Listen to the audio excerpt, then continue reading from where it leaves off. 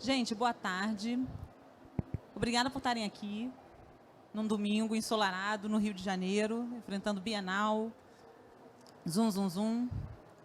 É um prazer estar aqui, mediando essa mesa, com gente que já era muito querida há muito tempo, gente que está se tornando muito querida, porque eu não conhecia pessoalmente. Carol Chiovato, Paula Siviero, Cristiana Aguiar, para falar do tema que me apaixona há muitos anos. Eu sou fã de fantasia, acho que desde que eu me entendo por gente.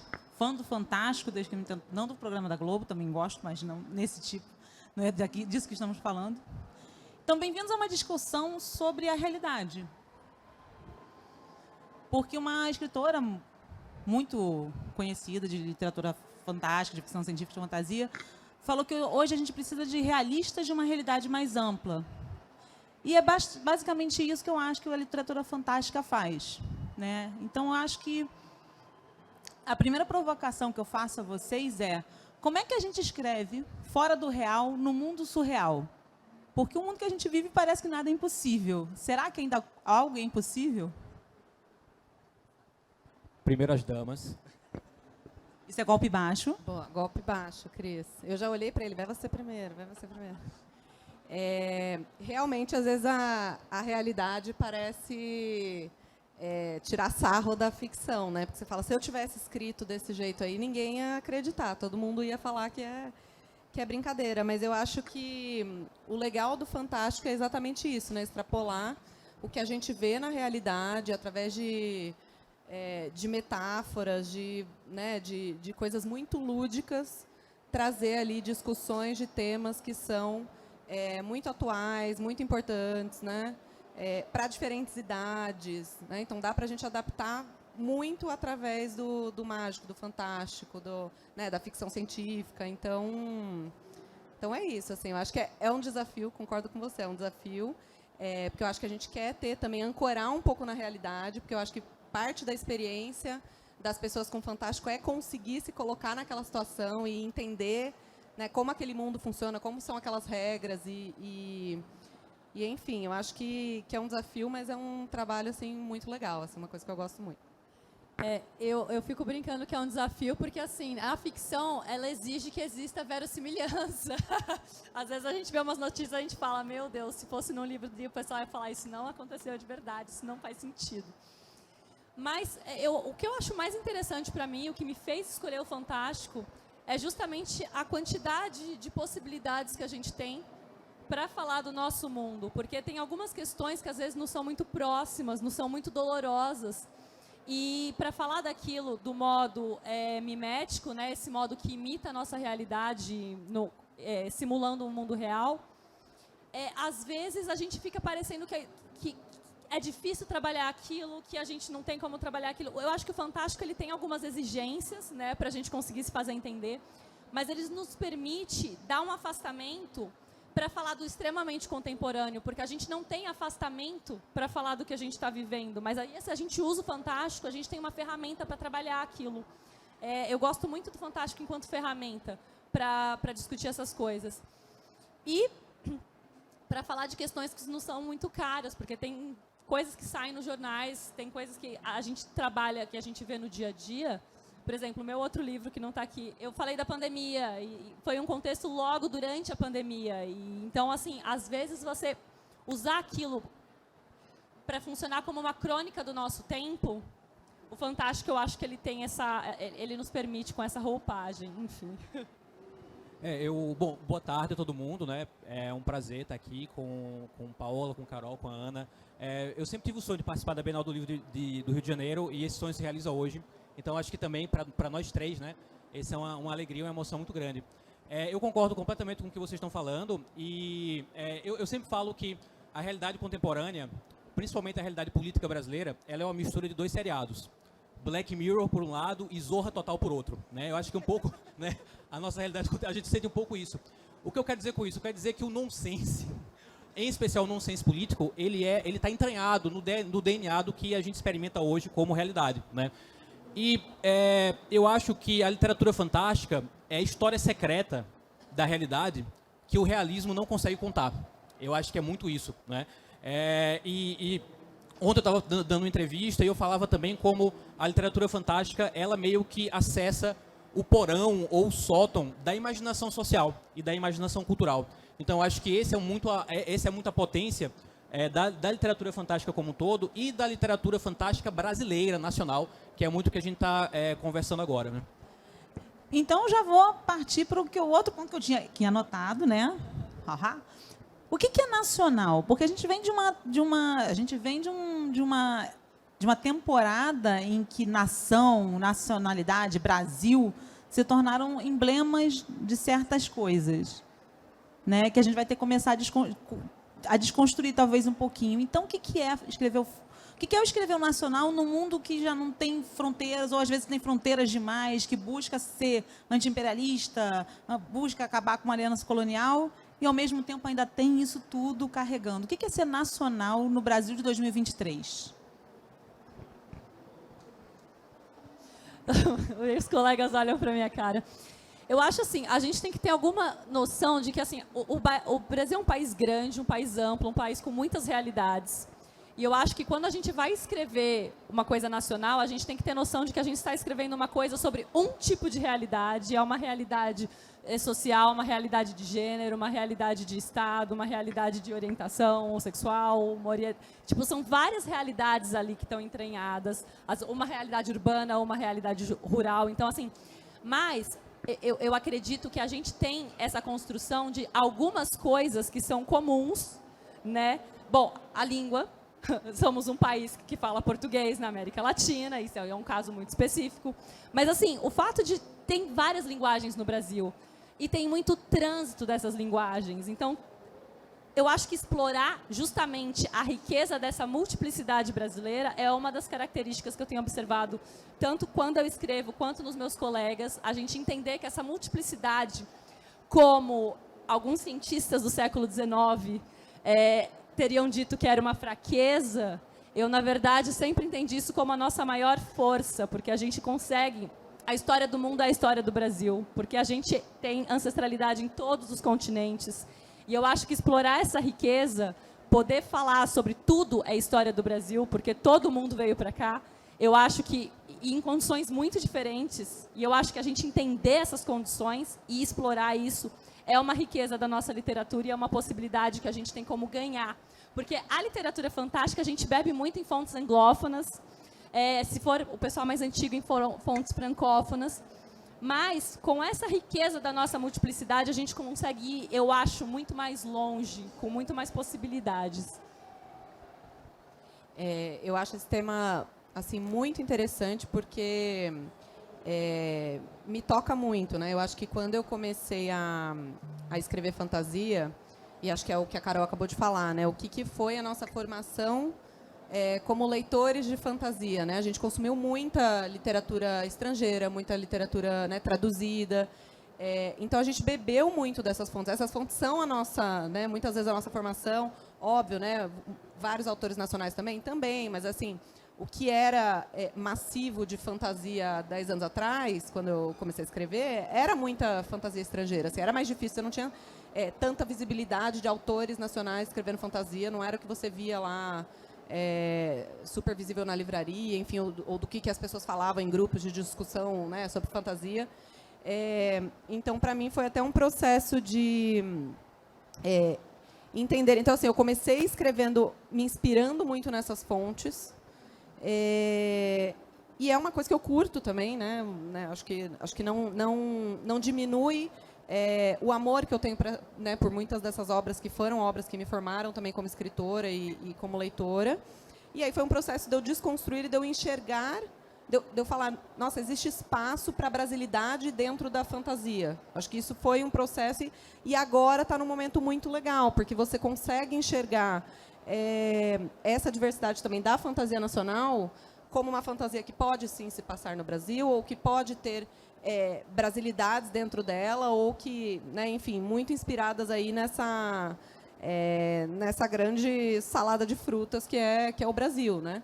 Então acho que assim, fantasia nacional para mim é fantasia escrita por escritores nacionais, independente de, né, se ela escritores brasileiros, independente se ela se passa no Brasil, independente, né, e não só fantasia, ficção científica, sabe? Você pode ter uma space opera com um mundo que é totalmente diferente do nosso, mas assim vai ter a nossa vivência como brasileiro e como brasileiro de uma situação e de uma região e de uma vivência específica também, isso vai ser transmitido de alguma forma dentro daquela ficção.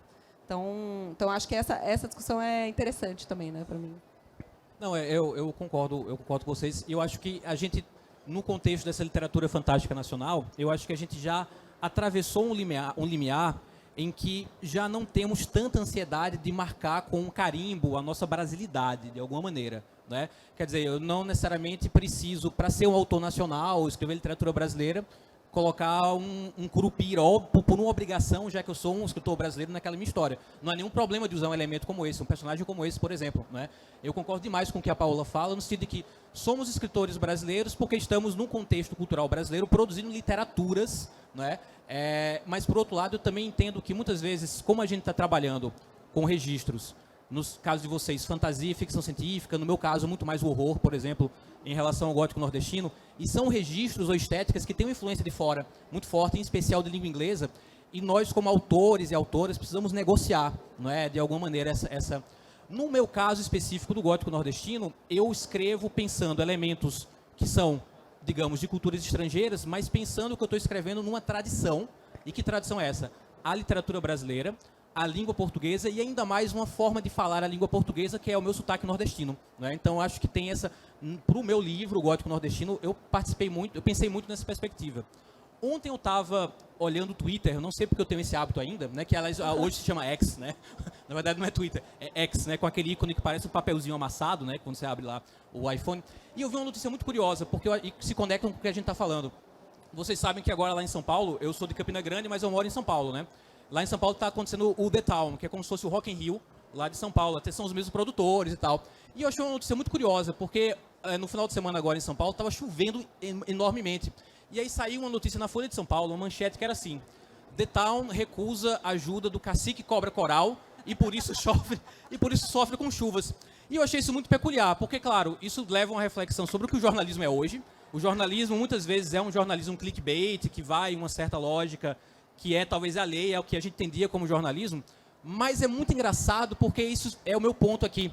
A gente, como escritores e escritoras, seja numa literatura mais realista ou do fantástico, a gente negocia com uma visão de realidade, que é a visão brasileira e latino-americana, que não é exatamente a mesma visão de realidade da filosofia, da ciência, da epistemologia que vem da Europa, por exemplo. O sobrenatural, ele está muito mais poroso, permeável, fronteiriço. Então, escrever literatura brasileira, fantástica, é também dar conta dessa perspectiva, né? dessa vivência cultural.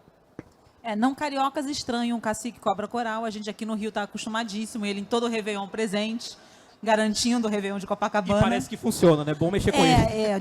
Teve aí um ano que não quiseram pagar o cacique, o negócio não ficou bom, entendeu? Então, assim, a gente respeita, porque vai que, né? Não acredito nas bruxas, mas que elas existem e a gente vai lá e contribui, né? Você lembrou uma coisa muito engraçada, essa coisa de ter que botar a personagem com o nome de Silva e tal, porque existe na ficção científica brasileira uma discussão já faz muitos anos da síndrome do Capitão Barbosa, que é, vou escrever uma coisa, mas para dizer que é brasileiro, o capitão não é Kirk, é Barbosa. Então, tem muito disso. E tem aquela coisa, como a Carol falou, né, é um país imenso, pessoas diferentes, meio ambientes diferentes, ecossistemas diferentes. A gente vai do cerrado para a floresta tropical, para a floresta subtropical, para um cenário desértico com uma caatinga.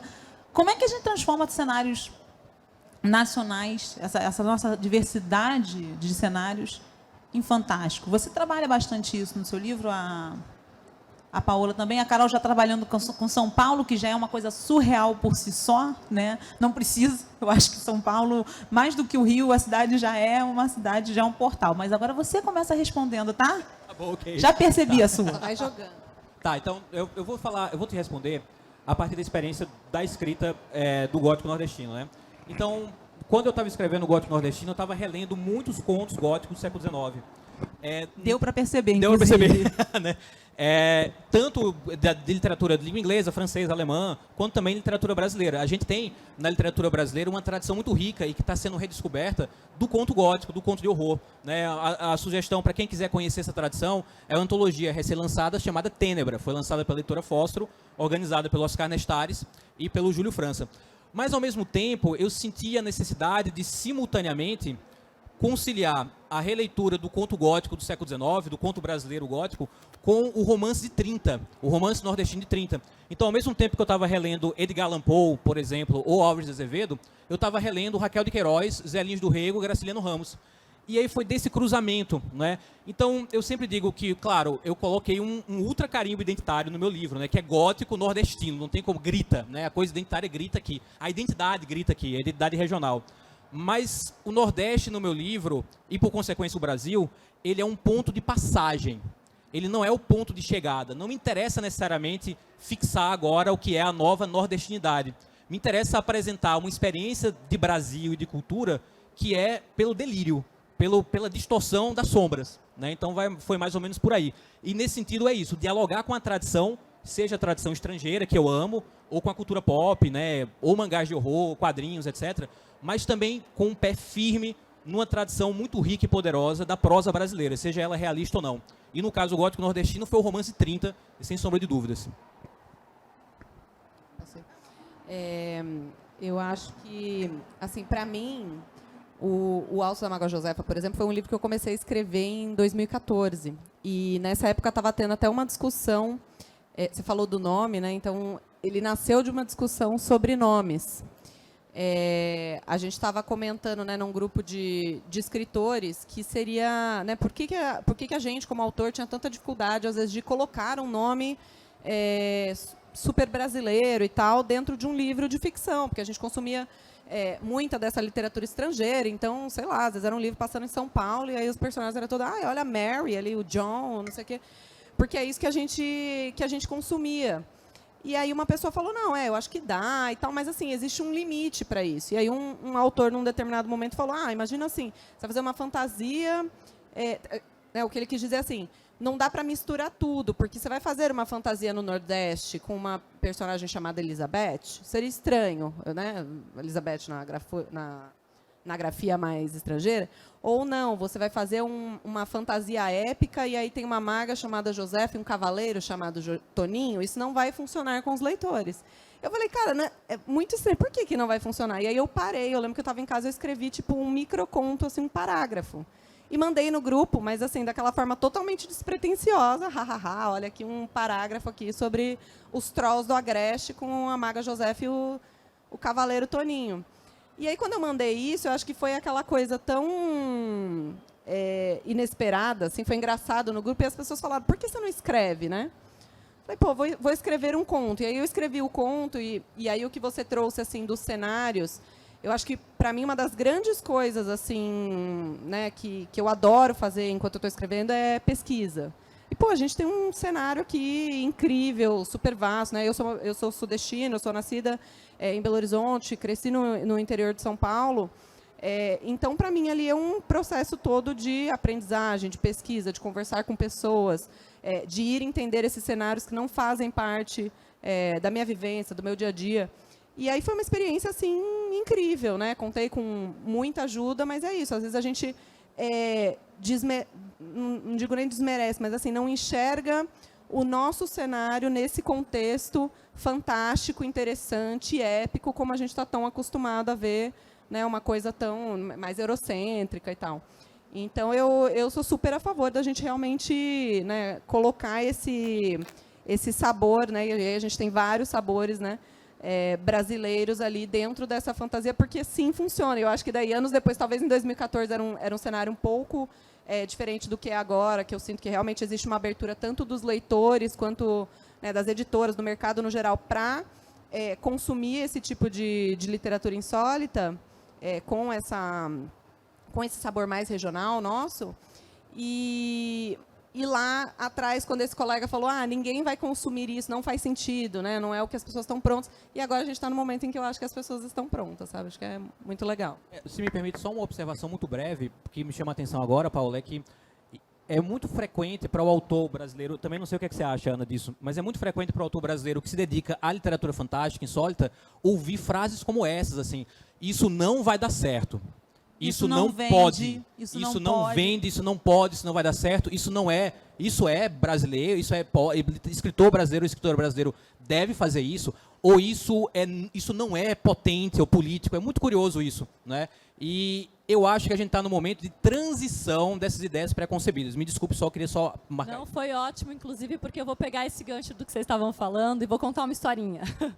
Quando eu tive a oportunidade de fazer uma parte do meu doutorado em Edimburgo, e daí eu estava pesquisando sobre bruxas, processos contra bruxas, e eu fui lá numa cidade que teve um grande caso, a condenação de quase 200 bruxas num único processo.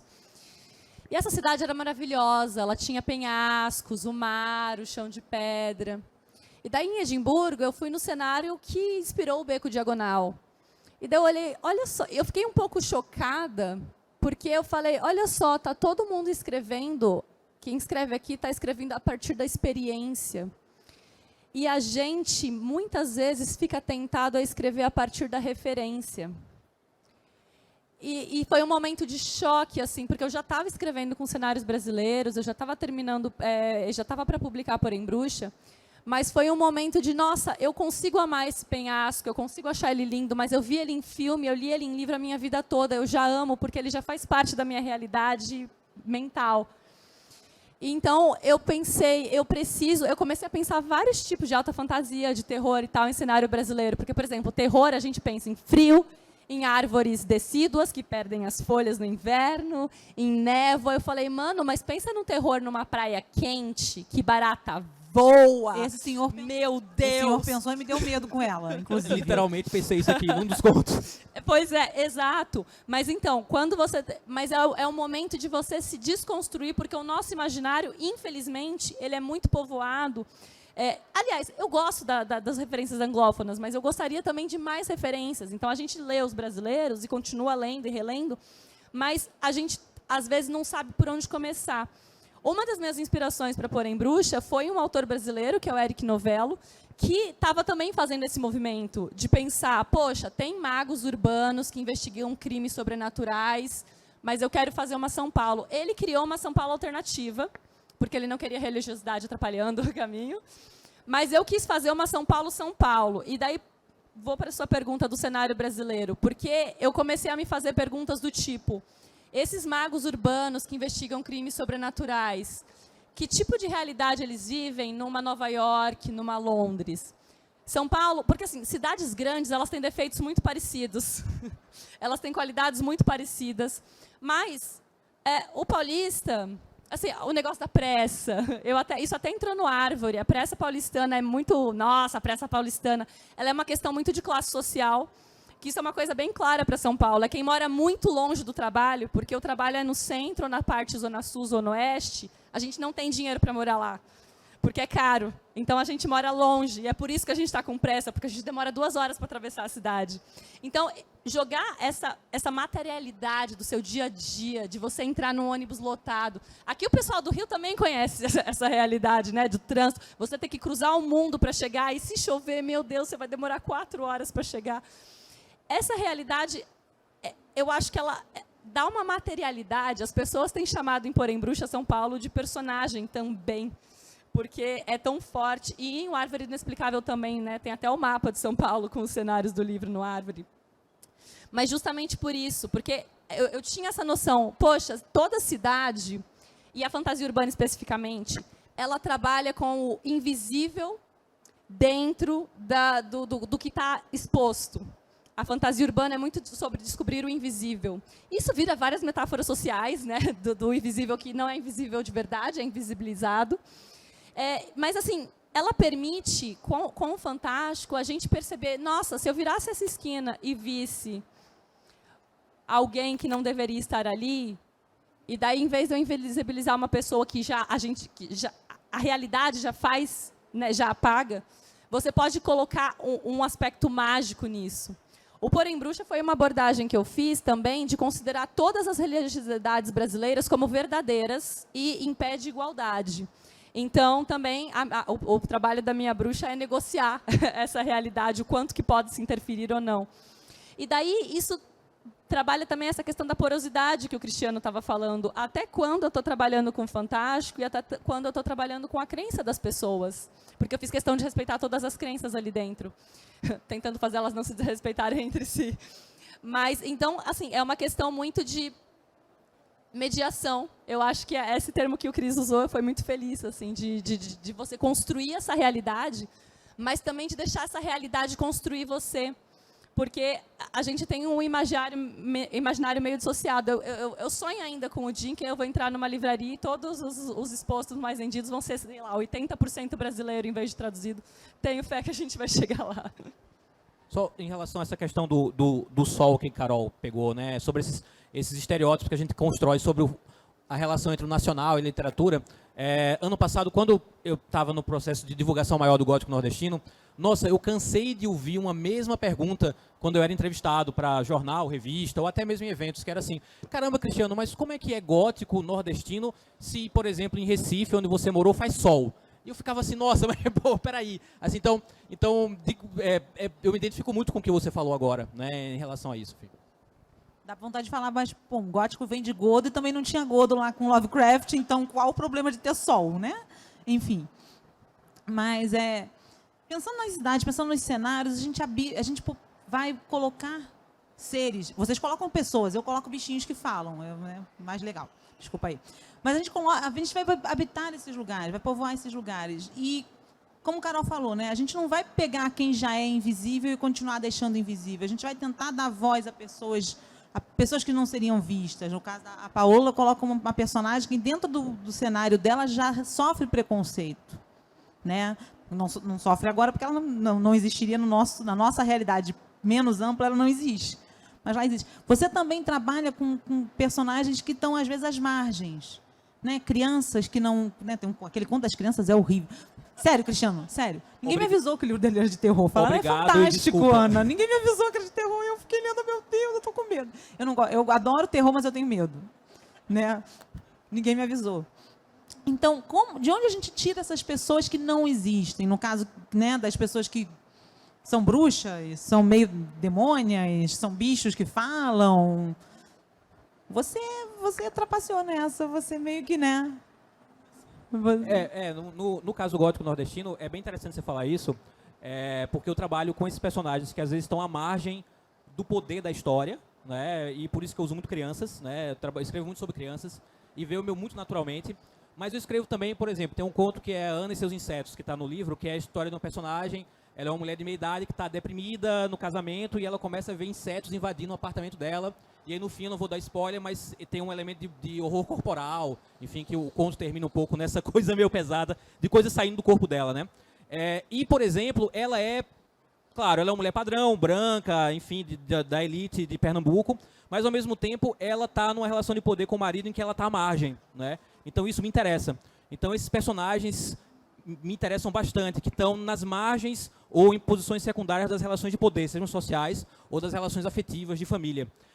Além disso, eu trabalho com o monstro. O monstro, às vezes, ele é real, como no Conto As Onças, né, que você tem uma cidade no interior da Paraíba em que tem onças gigantes que devoram as pessoas, né? Mas, às vezes, esse monstro ele não é muito claro. E esse monstruoso ou monstro, ele sempre é uma imagem do drama, e eu não sei se a Paola e a Carol trabalham assim também. Ele sempre é, no meu caso, uma imagem do drama que aquele personagem ou aquela personagem estão percorrendo de alguma maneira. É uma simbiose. O meu monstro, ele sempre é o espelho, ou o outro lado do espelho da minha protagonista, ou do meu protagonista. Então, Ana, no meu caso, caminha muito assim. Não sei como as meninas pensam, né? Eu acho que, para mim, assim, principalmente falando do alto da Maga Josefa, acho que às vezes a gente está no processo ali um processo criativo e a gente está, né, colocando o nosso coração ali para fora e às vezes a gente termina o livro. Tem escritor que, assim, desde o início já tem muito claro qual é o tema, né? Esse livro é sobre monstros ou é sobre pessoas resolvendo mistérios ou caçando criaturas sobrenaturais no Nordeste, mas, assim, sobre o que ele é, né? Qual é o tema que te toca, que está ali. E eu acho que era um momento ali que eu ainda não tinha tanta clareza sobre o que é. E, né, enfim, fui trabalhando naquele livro. E aí, no final, ficou muito claro, e tinham muitas coisas a ver com que, né, coisas que a gente viveu ali, o cenário político e tudo mais, que é esse lugar em que as pessoas... Então, tem a Josefa, que é a personificação da pessoa que nasceu condenada. Ela nasceu, ela é uma maga, e, portanto, a alma dela é condenada ao inferno. Então, assim, quantas pessoas nascem condenadas a condições ou a, né, coisas específicas que elas vão viver ali durante a vida? E aí você tem o Toninho, que é um caçador de demônios, que foi explicado para ele quem são as criaturas boas, quem são as criaturas ruins, e que esses caçadores, eles estão lá, eles são os heróis que vão livrar, e eles que vão julgar quem são essas criaturas boas e essas criaturas ruins. Então, se fala, né, eu trouxe muito essa questão do preconceito, da intolerância religiosa, né? Então, como a Carol, eu também queria trabalhar muito, acho que a gente é um país muito religioso, de diversas religiões, e, enfim, muitas delas, né, sendo ali constantemente atacadas. Então, eu queria trazer um pouco desse cenário, que eu acho que é um cenário muito real, muito atual ainda, infelizmente. Então, eu queria trazer isso, e essa jornada do Toninho, que ele, como caçador de demônios, vendo ali a Josefa, que para ele, né, na concepção dele, era uma criatura do mal, que já nasceu condenada e tal, e ela ajudando ele a desconstruir essa visão, e dizendo, olha, você vai matar o lobisomem, mas, pô, ele está ali, mas assim, alguém ajudou o lobisomem, e aí você está aqui, você está dizendo que o lobisomem não merece viver, e outros caminhos que a gente tem, outras possibilidades, né, para ajudar e tal. E aí o Toninho meio, caramba, tipo, tudo que me foi ensinado não é bem assim, sabe? Então, depois eu vi que, para mim, era um pouco sobre isso, essa jornada do Toninho. E ali eu acho que, muitas vezes, ele inserido numa família ou com amigos, que muitas vezes tinham essa visão de mundo muito, não, nós somos os bons, aquelas pessoas são os ruins, e a gente é que tem que ditar como são as coisas. Então, para mim, os personagens, eu concordo. Eu acho que o conflito que tem na história, ele molda muito os personagens, né?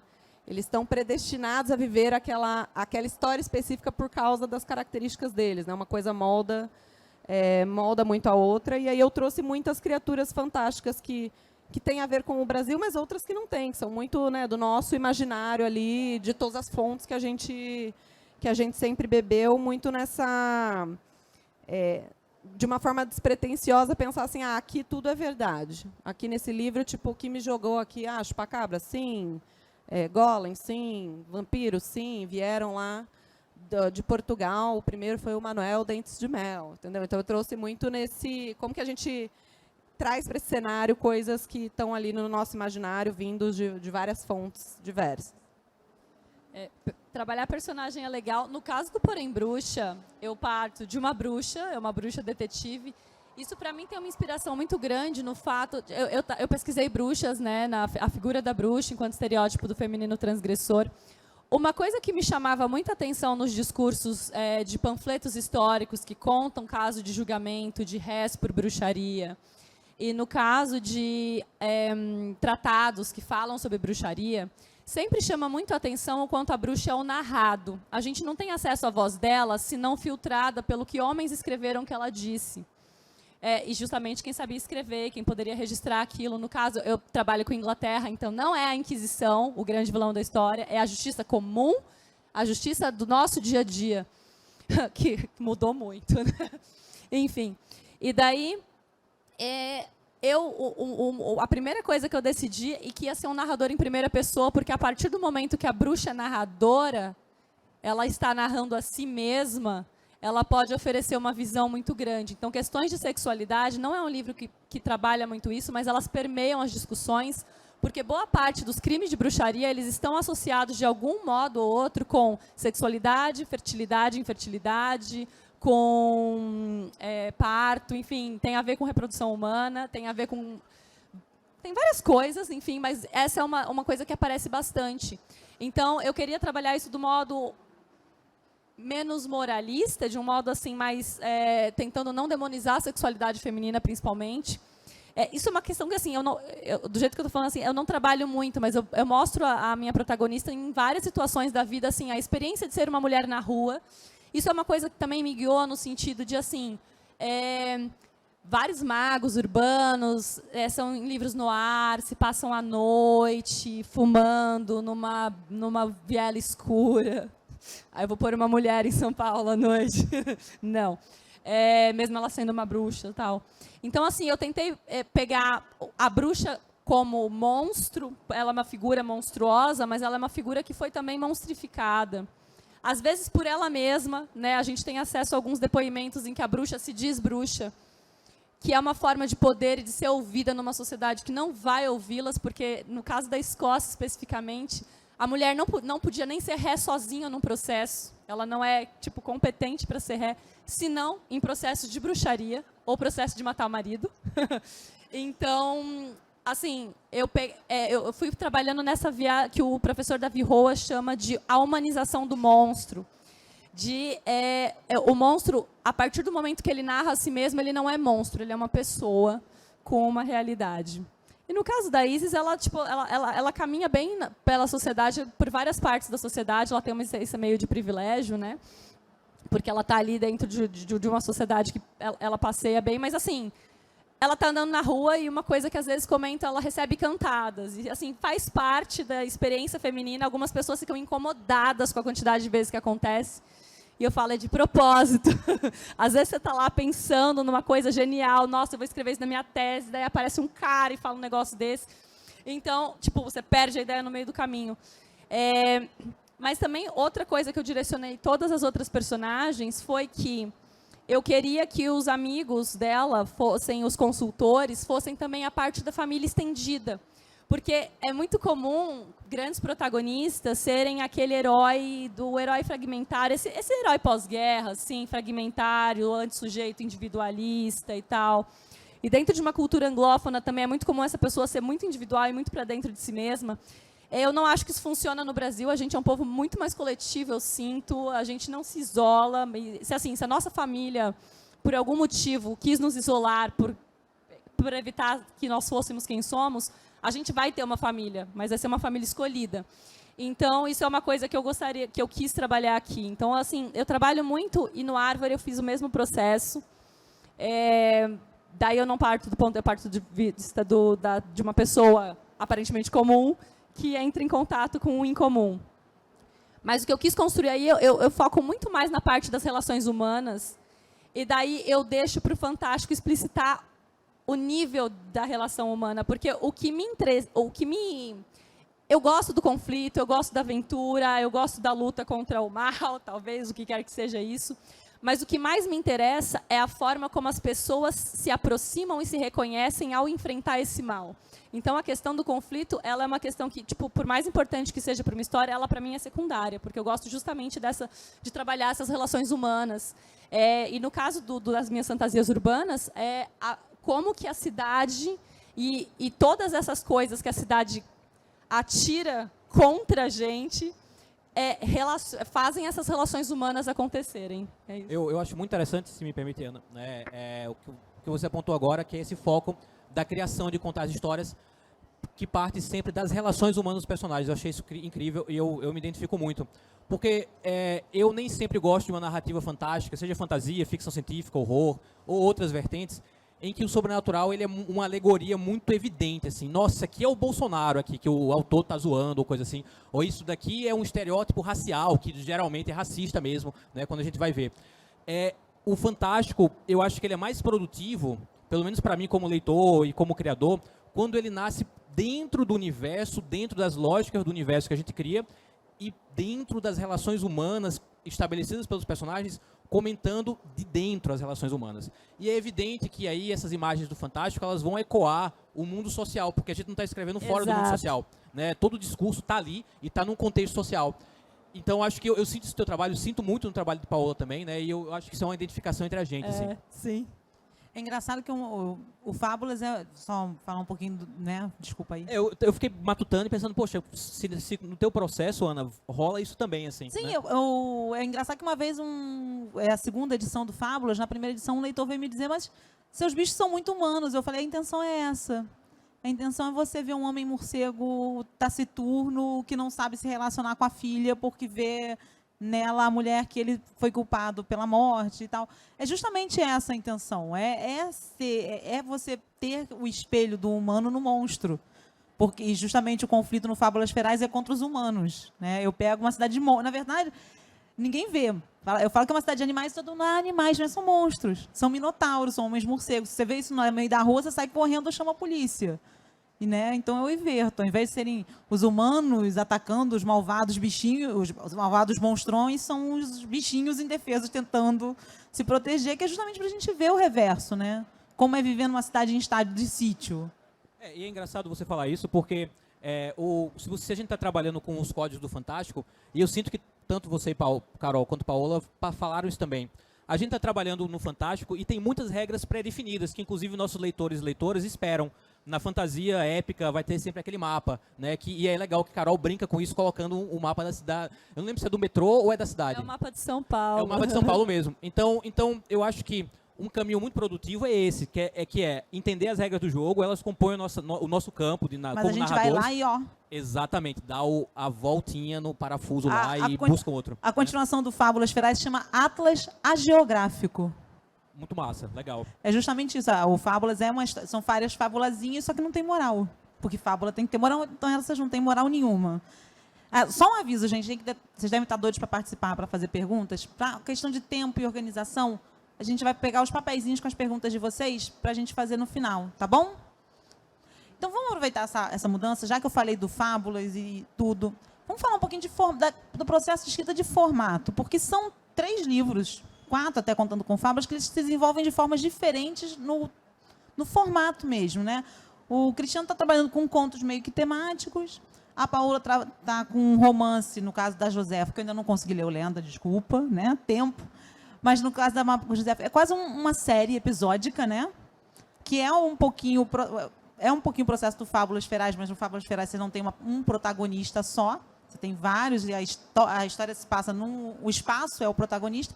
E a Carol está no modelo mais clássico do romance. Inclusive, eu gostei muito porque é uma fantasia urbana, segue o padrãozão da fantasia urbana, mas vai distorcendo, vai cortando vários. Como a gente escolhe o formato para contar uma história? Como é que você chega assim, não, essa história eu quero contar assim, por exemplo, você faz no alto da maga, você faz uma coisa muito entrelaçada com o cordel. Nos teus contos tem uma coisa muito também com a oralidade da literatura tradicional nordestina. A Carol vai mesmo no arquétipo da literatura noir, da pessoa narrando, e aquela narração que às vezes assim meio, mas ela não está narrando o que está acontecendo, não, ela está narrando o que ela está pensando, porque ela está refletindo, tal, que é bem do noir também. Como é que a gente escolhe, né? Porque provavelmente aqui tem várias pessoas que querem ser escritoras também, então vamos compartilhar um pouquinho do processo de escrita. Começa você, Paola, faz muito tempo que você não começa. Boa.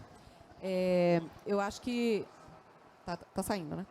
Eu acho que pro Alto da Maga Josefa... Tá saindo o som? Tá aparecendo baixo? Tá, né? Eu queria realmente fazer uma coisa episódica. Então, assim, além de literatura, assim, eu consumo muito os produtos do audiovisual. Eu adoro séries. Inclusive, estou esperando a temporada 2 da Maga Josefa, quando é que sai. Vamos ver. Há possibilidades, não vou negar, nem... A editora tá aí, Mas o Alto da Maga Josefa, eu realmente queria fazer uma coisa remetendo a esse formato de série. Porque eu falo, é um formato que faz tanto sucesso e que eu gosto tanto dentro dessa outra mídia, por que não trazer isso para a literatura? E aí eu tenho, né, eu tinha uma referência meio mais de massa aí, que é Supernatural, né? Então, às vezes o pessoal fala, é o The Witcher no Nordeste, é o Supernatural com o Alto da Compadecida. Então, eu acho que tem um pouco disso mesmo, dessas referências do audiovisual, principalmente no formato de série.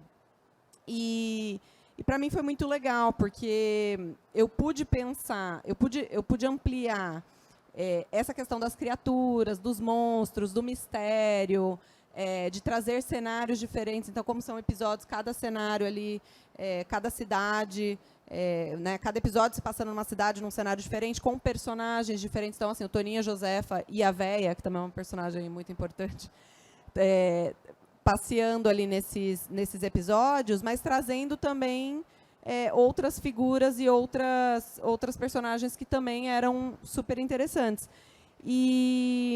E aí foi muito, né, falando do processo de construção, nas primeiras versões que eu tinha os episódios, mas eu não tinha muito essa linha central, que é a questão, né, por que a Josefa está ajudando o Toninho? O que ela quer com isso? Quais são as intenções da Josefa?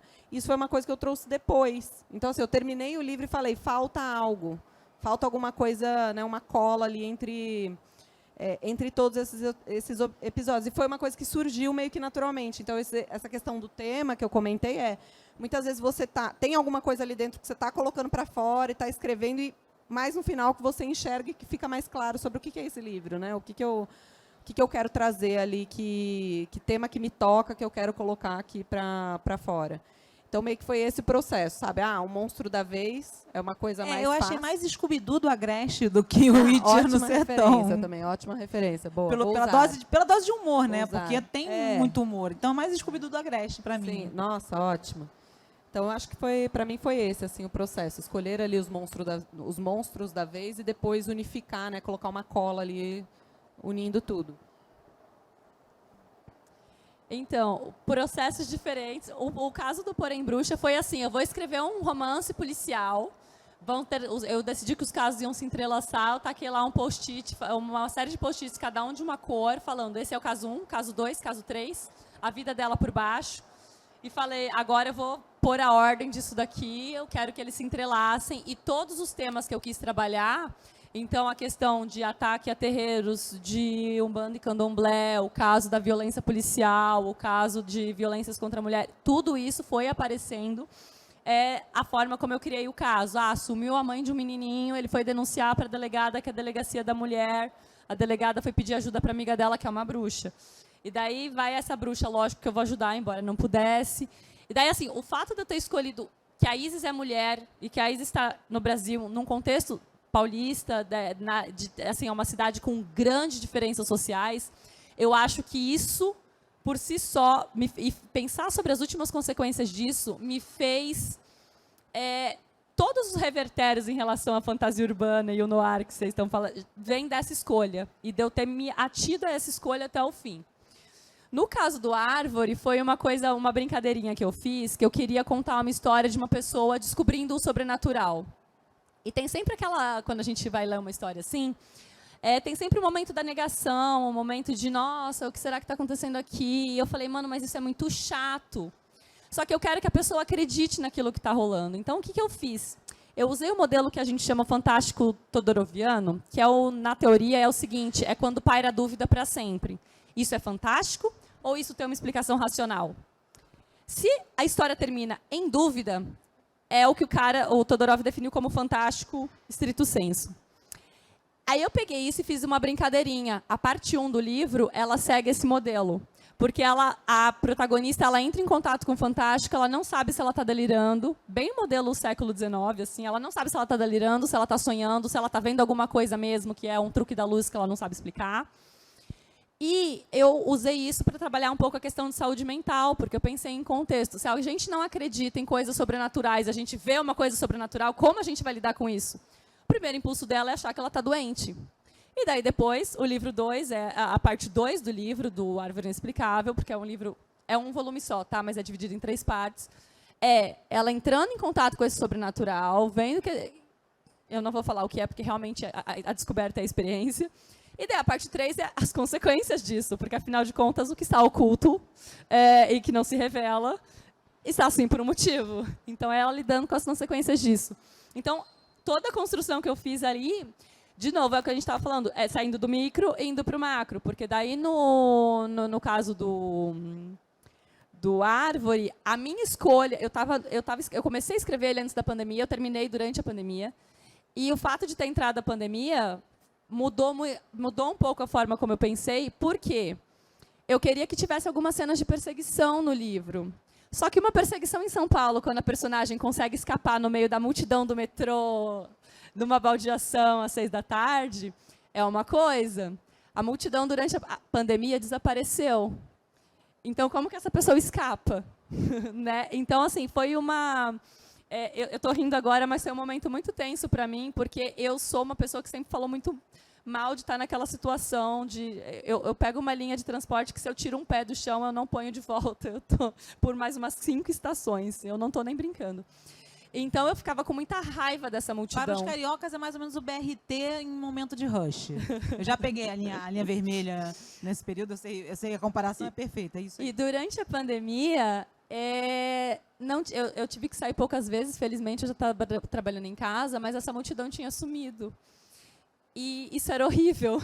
Foi um momento de verdadeiro terror, foi ver São Paulo vazia. Da multidão, né? Tipo, É. no fim. Não, eu falei porque às vezes a multidão ela é horrível, mas às vezes é onde você se sente em paz, pelo menos para sua mente distorcida de quem está acostumado a andar por lá, que é você poder ser um anônimo entre a multidão e você saber que você tem aqueles seus problemas e que todas aquelas pessoas também têm os problemas dela. Eu acho que tipo é horrível, mas tem certo conforto nisso, nessa duplicidade. Enfim, e daí isso me impactou muito. Eu falei, gente, isso precisa entrar no livro. Essa diversidade de experiências, sabe? Esse choque de perceber essas coisas. Então, toda a estrutura veio de eu estar comentando o que está acontecendo. A questão, por exemplo, em Árvore, eu trabalho muito o que o nosso governo anterior fez com a pesquisa do ensino superior e a educação neste país. Então, isso é uma coisa que sempre vai entrando em questão, né? E eu usei o Fantástico justamente para amplificar todas essas questões. No caso, eu vou responder rapidinho, acho que já tem umas perguntas, né?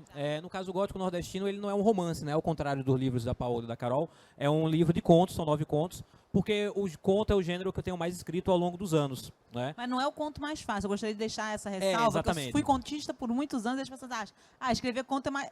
Escrever conto dá mais trabalho que Eu um acho romance, bem às mais vezes. difícil escrever contos. Sim. Obrigado pela força. E aí, e por outro lado, vocês estão levantando a bola do conto, mas eu confesso que agora o conto é um gênero que me desgastou muito. Eu estou no limite, então estou procurando alguma coisa, talvez, como uma novela ou algo assim. Marcelo vai ficar feliz da vida, meu editor tá aí, vai ficar feliz da vida. Faça como eu, trapaceie. Trapacei. Escreva contos e depois da costura. O da Paola é meio assim, viu? O da Paola é um livro de contos, romance, Eu assim. confesso que foi né? até... Assim, é meio por aí. Assim, ó, Desculpa aí, Paola, mas é isso aí, né? Não, e na questão de técnica, é muito mais fácil no sentido, assim, de... Escrever é uma maratona, né? Eles falam. Só que daí, às vezes, é uma meia maratona você escrever. Ou você vai correr só 5 quilômetros, porque o número de palavras é mais limitado. Então, assim, te dá a perspectiva de, tipo, comecei e terminei. Comecei e terminei. Agora eu vou misturar isso aqui, uno tudo, pronto. É um romance, mas, na verdade, rolou essa trapaceada. O romance tem aquela cara meio de tudo ou nada, né? Exatamente. Por outro lado, eu não gosto tanto de antologias de contos que têm narrativas de estéticas muito diferentes entre si. Então, eu um pouco organizei o meu livro, né, tentando impor ao meu livro a lógica do romance, que havia uma unidade, ou temática, ou de atmosfera. Né? Você já escreveu os contos todos pensando no livro? Não. Eu fui escrevendo os contos, começando na pandemia, né, enfim, com muitos de nós estávamos trabalhando assim.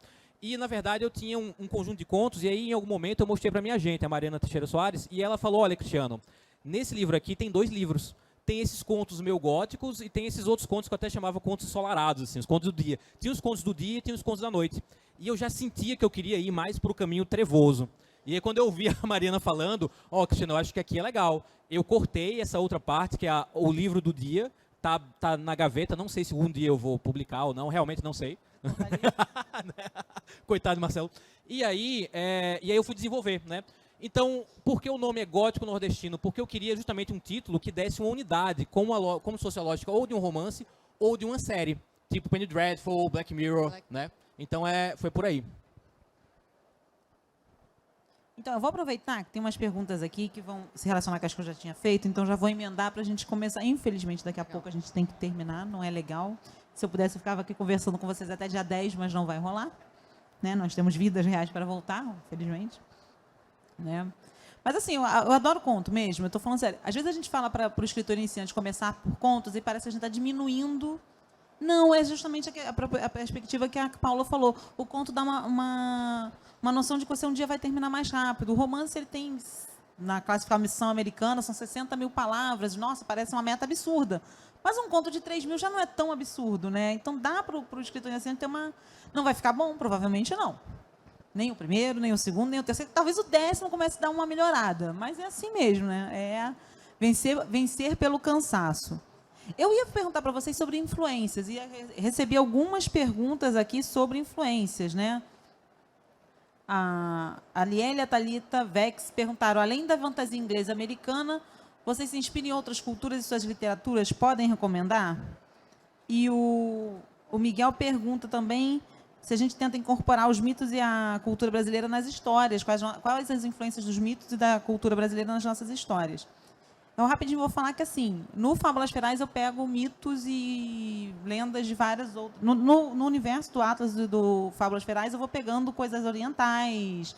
Tem o mito de um autômato que é chinês. Shangri-La não é... É um mito europeu apropriado de um mito indiano. Né? É aquela questão, a gente lê tanta coisa que, de uma hora, a gente não consegue nem mais ver de onde vêm as influências. Né? Mas eu acho que, assim... A gente tem muita referência americana, estadunidense, né? Nem americana é, estadunidense. E inglesa, anglófona mesmo, porque é o que trazem para cá. É a facilidade da tradução, é a facilidade da produção, do consumo. Mas a gente tem, por exemplo, uma coisa que eu gosto muito de insistir a gente tem uma tradição europeia que é latina, e a gente não aproveita. A gente teve imigrantes italianos, a gente é formado por Portugal. Portugal tem um folclore bizarro de interessante. Tem umas histórias lá em Portugal que você chega assim e fica falando, não é possível, ninguém imaginaria isso. E eles imaginaram. Português tem uma mente muito... Eu sou filha de português. Português tem uma mente muito peculiar. Então, assim, tem várias mitologias, é só estudar um pouquinho. E de influência... Vamos também para escritores brasileiros que vocês gostem, que vocês acham que as pessoas deveriam ler mais. Eu vou dar uma só, para deixar vocês falarem, que é um conterrâneo do Cristiano Aguiar, que é o Braulio Tavares. Braulio Tavares é maravilhoso, as pessoas deveriam ler mais, é um grande antologista, é um grande escritor. Assim, eu digo isso com muito ciúme, estou olhando para o Matheus dizendo isso. Eu acho que o Braulio Tavares é paraibano, ele é um patrimônio nordestino e paraibano, mas ele é um patrimônio do Rio de Janeiro também, assim. O cara sabe, assim, realmente. Não, ele se incorporou à cultura local de uma forma... Fico muito feliz que você cite o Braulio, muito feliz, porque ele é uma grande influência para mim, assim. Não, ele é maravilhoso, Máquina Voadora, os contos dele, ele tem um livro de contos que é o Mundo Fantástico, que é maravilhoso, então eu queria que as pessoas conhecessem mais o trabalho do Braulio, que ele é um autor, foi um dos primeiros autores que eu vi que conseguia fazer a junção do Nordeste com o Fantástico de uma forma, assim, tão próxima do que a gente consome como fantasia e ficção científica, saindo do realismo mágico. Mas não vai você faz muito tempo que você não começa. Não, eu vou talvez responder mais a pergunta do mito, né? Porque eu acho que a fantasia está mais no campo do que a Paola e a Carol estão trabalhando. No caso gótico nordestino, eu não trabalho tanto com mitos do que a gente chamaria, entre aspas, de folclore nordestino especificamente. O que eu trabalho mais são com arquétipos gerais da assombração. Arquétipos gerais do mal-assombro. O vampirismo, a metamorfose, o licântropo, que no caso aqui não é para um lobo, mas para uma onça, né? O fantasma, o morto-vivo, que é, por exemplo, o zumbi, que eu chamo de Lázaro, num dos contos. Então, eu trabalhei mais, Ana, com esses arquétipos gerais, mas claro que aqui e ali também existem elementos folclóricos mais específicos da Paraíba e de Pernambuco, mas eles estão mais secundários até do que parece à primeira vista no gótico nordestino, assim. O que eu faço é pegar o vampiro e transformar o vampiro numa realidade verossímil do interior da Paraíba, por exemplo, né? As suas onças são quase licantropos. Mas eles são exatamente isso, só que e aí é aquilo que tá. Eu falei, não é mais um conto sobre lobisomem. É um conto sobre pessoas que se transformam em onças e o que isso acontece, né? Enfim, então é um pouco isso, assim. Paola. Boa. Eu acho que, assim, de vez em quando vem alguém que leu, por exemplo, o Alto da Maga Josefa e a pessoa me iluminou nisso. Falou assim, nossa, sabe o que me fez pensar muito quando eu estava lendo? Chaves. E, assim, eu sou uma pessoa formada por Chaves também, entendeu? As piadinhas são muito, assim, é a nossa referência de humor, assim, né? Pelo menos da minha geração, assim. Então, eu acho que a gente bebe um pouco de tudo, né, tanto da literatura quanto de outras mídias. E, para mim, é isso, essa mistura entre coisas de fantasia, vamos dizer assim, mais clássicas, né, coisas desde, tipo, Senhor dos Anéis e Game of Thrones, até, né, misturando ali, trazendo Ariano Suassuna, Graciliano Ramos. Então, eu acho que fica muito legal quando a gente consegue pegar essas referências que estão no nosso imaginário, que são muito globais, e trazer para a nossa realidade de uma forma, né, no caso, eu adoro escrever humor também, o livro novo ele não é humor, ele é uma fantasia um pouco mais clássica, mas hoje mesmo a Gil tá ali, não está nem prestando atenção, ó. Hoje eu falei, estou brincando, amiga, ontem eu falei para ela assim... Gil, larga esse celular, por favor. Estou brincando. Ah, tá bom. Ontem à noite, 1h, eu fiquei pensando assim, nossa, a gente vê tanto corte de não sei o que lá e não sei o que lá. E eu fiquei assim, eu acordei e falei, Gil, sabe o que eu fiquei pensando? Se tivesse assim, uma corte de chinela e alguma coisa. Aí hoje eu cheguei a corte de chinela e cachaça. Sabe? Então, assim, você trazer essas referências muito globais e trazer para esse cenário que é inusitado, inesperado, acho que isso também faz o humor. E o Chaves, né? Esse tipo de coisa com que a gente cresceu, ele acaba entrando ali no tipo de humor que a gente faz. Então, enfim.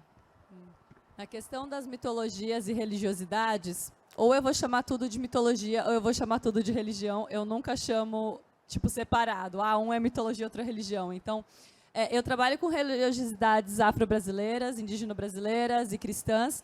No Porém Bruxo, especificamente, o que eu quis fazer foi, quase todos os produtos culturais que eu já vi, você consegue fazer o bem e o mal a partir do cristianismo.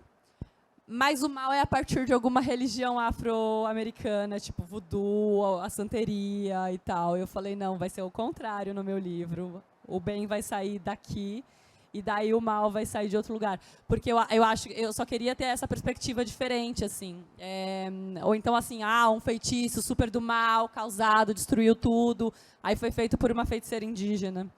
Aí, no meu livro, não, vai ser uma feiticeira indígena que vai fazer o coisa que vai segurar o demônio, que foi um cristão que botou ali. Então, eu quis fazer ao contrário, porque inverter a lógica faz a gente pensar nas coisas que a gente está vendo e consumindo. No caso de influências, eu não falei de árvore, porque a árvore foi outra abordagem. Eu fiz uma fantasia mais científica. Eu quis que eles fossem investigar o fantástico, assim, será que está no DNA, magia, tal. Eu quis fazer outra abordagem. No caso de influências, eu leio muitos autores de muitas formas diferentes. Eu não leio só fantástico. Eu gosto muito de fantástico, mas eu leio vários tipos de coisas. E tem gente produzindo muita coisa boa. Mas, assim, algumas pessoas que me criaram, assim, eu fiquei impactado. Eu até falei hoje mais cedo no Kindle. Uma vez eu li O País Sem Chapéu, do Danila Ferrier, que é um escritor haitiano, radicado no Canadá. E ele falava muito de voltar para casa e poder falar creole, que é a língua, né, que mais se fala no Haiti. E ele falava o quanto era bom você sentir o gosto das suas palavras na boca. Porque no Canadá ele ficava falando francês canadense e tal. Isso me impactou muito. E daí eu penso, quando eu faço falas nas minhas fantasias urbanas, eu quero sentir o gosto das nossas palavras na boca, o jeito que a gente fala, o jeito que a gente se expressa, o jeito que a gente mexe as mãos, o jeito que a gente xinga. É muito satisfatório fazer isso. Ou então, por exemplo, eu fico sempre encantada com os autores dos livros miméticos, a ficção realista, o quanto o cotidiano pode ser interessante. Eu sou apaixonada pela Muriel Barbery, que escreveu A Elegância do Ouriço, Companhia das Letras. O quanto um cotidiano de um prédio, uma menininha zeladora, e a outra é fã de um cineasta. E é uma história, assim, da pequena vida cotidiana e te leva às lágrimas. Assim, eu acho encantadora, é uma autora francesa. Tem os latino-americanos, tem os brasileiros. Eu adoro o pessoal do realismo mágico. Eu amo o Salman Rushdie. É a galera que pega e faz um recorte, assim. E cada autor, eu não vou poder ficar falando aqui muito, mas cada autor tem um olhar e tem um recorte sobre as coisas e sobre a realidade deles e a forma como eles se expressam, que eu acho fantástico. Mas eu também gosto de ler romance. A Julia Quinn, aí eu também gosto, porque eu acho fantástico que você vai me contar uma história de um cara e de uma menina. Eu sei como vai acabar e eu quero continuar lendo aquela história.